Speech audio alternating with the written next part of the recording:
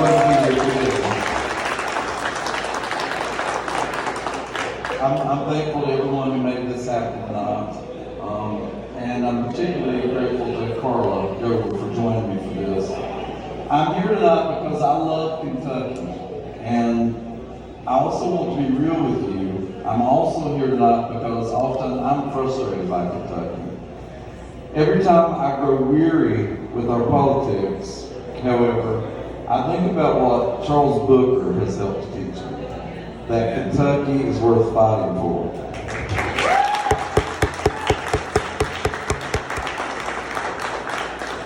So I want to talk to you briefly tonight about some of those frustrations, but also some of my hopes, and how voting is one of the major ways we can change this place for the better.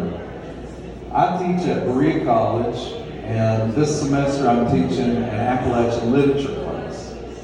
We move chronologically, beginning with prehistory and ending with the most recent piece of literature I can find for them. We start by looking at what I have identified as the first piece of Appalachian literature, the Judaculla Rock. This is a large sandstone boulder. It's in western North Carolina, and it's covered in over 1,500 Cherokee motifs or petroglyphs.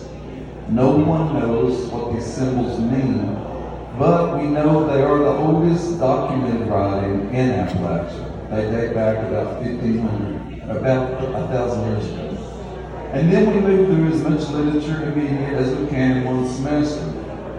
Right now, we're in the 1990s, and my students just read an excerpt from Kentuckian Bell Hook's remarkable book, Belonging. In the essay called Kentucky is My Fate, Hooks talks about the complexities of being from a place like Kentucky. On one hand, she felt safe and loved in the rural countryside of Christian County, Kentucky, while also witnessing tremendous racism there. She loved roaming the hills and valleys with other children, both black and white, who lived near her. She wrote, quote, "In the hills of my girlhood, white and black folks often lived in a racially integrated environment, with boundaries determined more by chosen territory than race. The hills belonged to everyone. In those hills, there was nowhere I felt I could not roam, nowhere I could not go," end quote.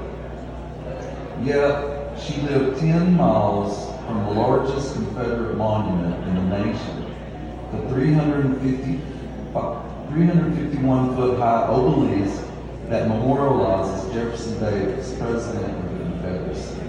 And as a black child, she had to constantly see that reminder that so many of the people she lived with supported what it stood for, all the time.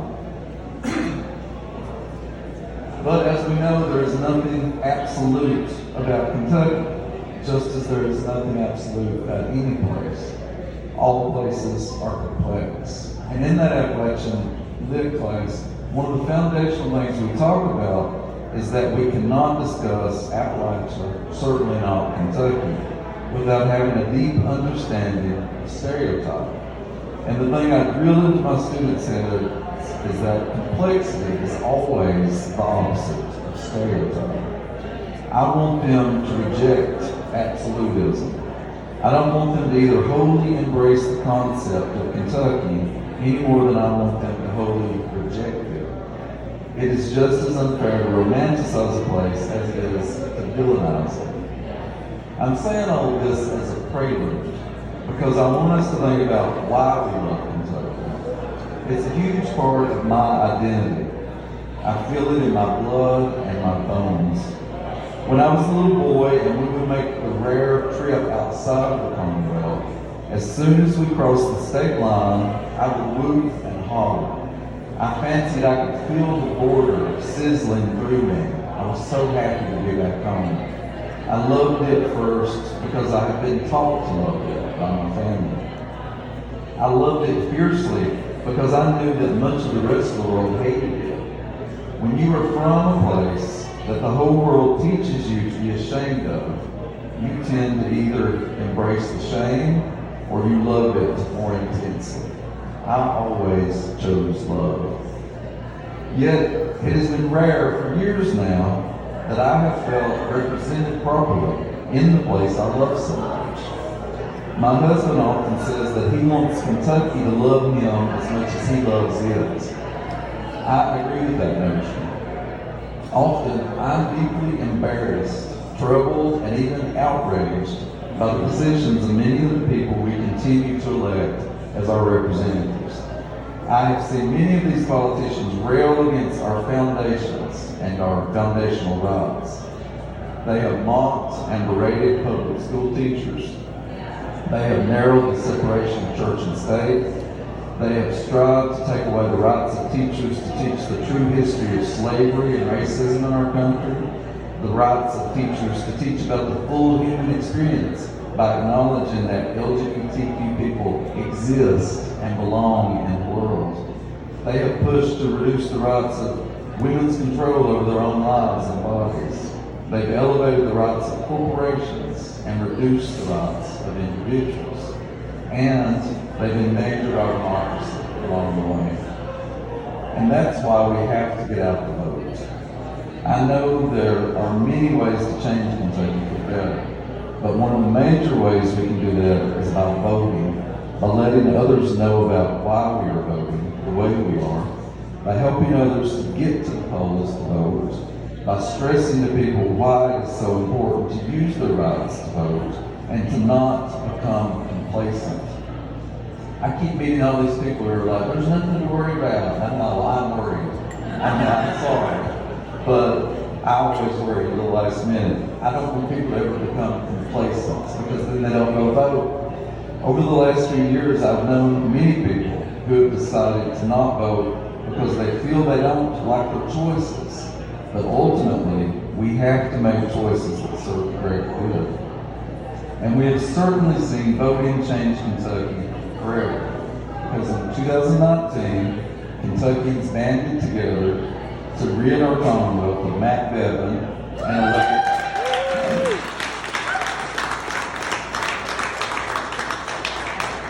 and to elect our current governor, Andrew Scheer. I'm so thankful we did, because if we hadn't, I don't know how many of us will be here tonight. Only 4 months after Bashir was sworn into office, the country was plunged into the most uncertain time in living history, when COVID changed our way of life forever. Again, I'm so thankful that our governor was the one leading us through that. Can you imagine what it would have been like if Bevin had stood in office? Lord have mercy. If those 5,000 people, only 0.37% of the voters that year had stayed home, everything would have been different. Our lives depended on that election. I know that I and many others were comforted by Governor Bashir's empathy during the worst of the pandemic. While others stirred up vitriol and division, our governor focused on being a good neighbor, on selflessness, in a time when so many others blatantly exhibited their selfishness. In his daily updates, Governor Bashir led by example and made all of us safer and calmer in the process. But let me remind you that that election was decided on only 5,086 votes. That was the closest gubernatorial election in Kentucky since 1899 by total votes, and the closest ever by percentage. It was also the closest race of the 2019 gubernatorial election cycle. Again, he won by 0.37 percentage vote points, receiving 49.20% of the vote to Bevin's 48.83%. Bevin won 97 counties, Bashir won 23. Unusually high turnout was cited as the major reason for Bashir's victory. So we have to make sure that we have that unprecedented voter turnout again. It truly illuminated that every vote counts, that our voting does matter. It changed the course of Kentucky history, and in ways far larger than we can even imagine.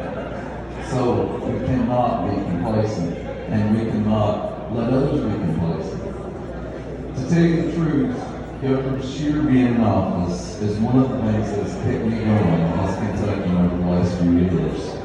He has been a governor who has always led with compassion. He has always been a governor for all Kentuckians. His leadership has given me hope.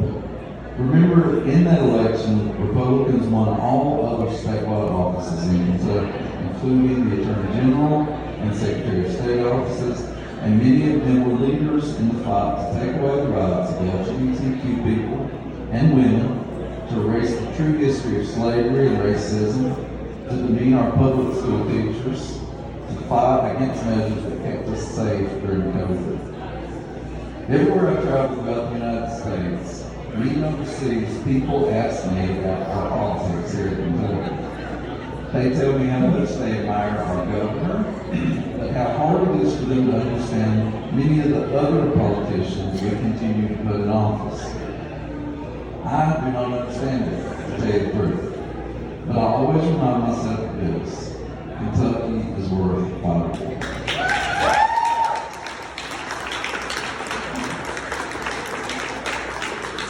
I am going to keep fighting for it as long as I'm able to do so safely. The first way I will do this is by voting, by encouraging others to vote, by reminding everyone that while we so often feel powerless, that the best thing about voting is having that moment of empowerment in the voting booth. Sometimes, as in the 2019 election, enough of those little moments add up to something that can make our Commonwealth more progressive, more livable, more equal. So never take your vote, your right to vote, for granted. I know I'm preaching to the choir here, but I want you to carry it to people who might not be in the choir. Never think that your vote doesn't matter. I know that the system is often frustrating. I know that it is wearying to live in a state where you see politicians negate your existence and seek to reduce your rights as human beings. But there is also so much to be proud of in Kentucky. So many of our good people who are fighting the good fight. All of the incredible grassroots work that continues to happen. All of the hard work being done by so many people who are just doing their best and trying to be the best people they can be. They're trying to move through the world while doing the least amount of harm possible. When I think of what I love most about Kentucky, it is always her mountains and pastures, her rivers and creeks, her caves and waterfalls, and cities and town squares and state parks. But most of all, it's Kentuckians that I love the most. I love our many different accents, our foodways, from soup beans to burgoo to bourbon to hot browns. I love our particularities. I love that we say Versailles instead of Versailles. I love that there are arguments over how to say little, but honey, I always say little. I love our rich history, from the Cherokee and Shawnees, the immigrants who are making this place home today. Always, it comes back to the people for me, to Kentuckians. When I go into that voting booth, I am not just voting for Andy Scheer or Colonel Pam Stevenson or Michael Bowman. I am also voting for my grandmother, who was born in 1909 and once told me about the joy her mother expressed when she finally was given the right to vote. My granny went with my great-grandmother to the voting booth. Granny said she remembered standing in line for a couple of hours with all the other women in Clay County, Kentucky, who were voting for the first time in their lives. I'm also voting for my children to protect their rights. As the product of a 12-year public education, I'm voting for every public school teacher in this state.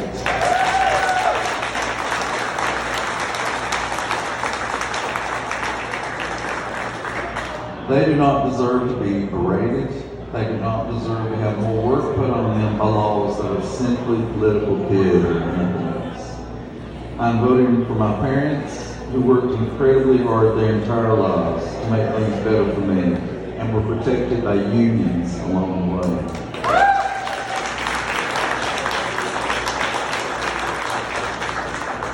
I'm voting for those mountains and rivers that I love so much. in the hopes of protecting them by giving power to politicians who seek to preserve them, instead of politicians who will rubber stamp their demise. Mountains that hold forgotten treasures, like rocks covered in prehistoric writing. One of them is in Clay County, Kentucky. Rivers that contain the deepest, coolest, wildest places. When I go into that voting booth, I am voting for Kentucky and Kentuckians because I believe it's worth fighting for.